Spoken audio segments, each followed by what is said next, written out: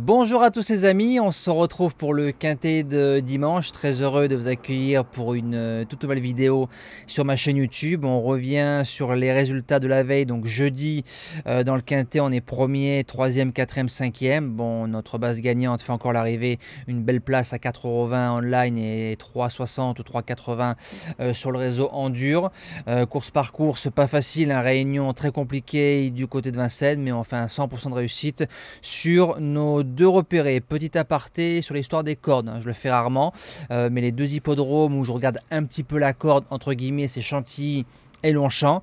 Hier, le cheval qui me manque, il avait la corde de 1, que je ne voyais pas du tout dans les 5, donc pas trop de regrets. Par contre, derrière, la corde de 16, 14, 12 et 11 ont fait l'arrivée. Donc les histoires de cordes, souvent, c'est un peu de la fumisterie. Présentation du quintet de dimanche, le prix Qatar Carus, qui va se disputer en réunion en course 4, départ 15h15 sur un terrain bon souple 3,4 annoncé par France Gallo, 16 partants, 1850 mètres, quintet ouvert comme bien souvent. Je me répète à chaque fois dans ce genre de lot. Base gagnante le 13 Bivan, 2 sur 2 sur le parcours, 3e et une victoire dans un quintet plus. Il a prouvé qu'il pouvait répéter, il a fait avec 7 livres de plus sur le dos. Le 12 août, c'était très bien. Si on le monte un peu plus course, je pense qu'il peut remporter son deuxième quintet. L'opposition, le spécialiste, le numéro 8, Ibarry. C'est un cheval qui est dans son jardin. Il a 9 sur 10 sur la piste. Sur le parcours, c'est 2e, 3e, 4e, 5e, dont 3 quintets dans ces 4 courses que j'ai citées. Il lui manque que la première place. Je serais déçu de ne pas le voir au moins sur le podium. Premier outsider, le 15 Swiss Bank. Il reste sur 3 places de 3e dans les quintets plus. Le premier, je ne l'ai pas gardé. Le deuxième non plus parce que je me suis dit c'est un feu de paille. Il a répété. Par contre, le 3e quintet où il fait 3e, je l'ai gardé. Le 12 août, il a mieux couru qu'il n'y paraît. Je pense qu'il aurait pu lutter mieux que pour une 3e place. Je survalide pour sa venue à Paris-Longchamp. Deuxième outsider, le 9 Moneyman. Le cheval a fait une rentrée de 11 mois. 4e à Vichy dans un lot obscur.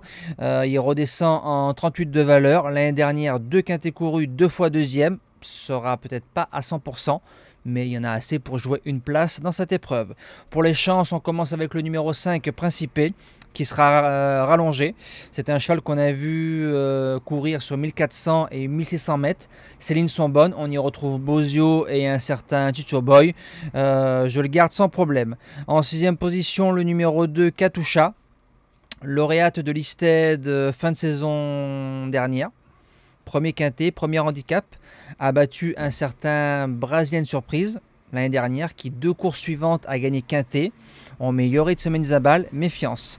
En 7e position, le top weight, le numéro 1 Wadmont a été très lutteur le 20 août pour son retour dans les quintets plus classe 1, donc lot plus relevé que par rapport à dimanche. Je pense qu'en 8 chevaux, il faut le garder.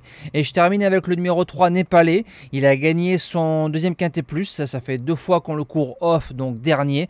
Il suffirait de le mettre un peu plus dans la course pour jouer une 4e ou une 5e place, parce que le lot n'est pas non plus de folie. Et en cas de non partant, qui rentrera en 8e position de la sélection, le numéro 10 Alcamsim.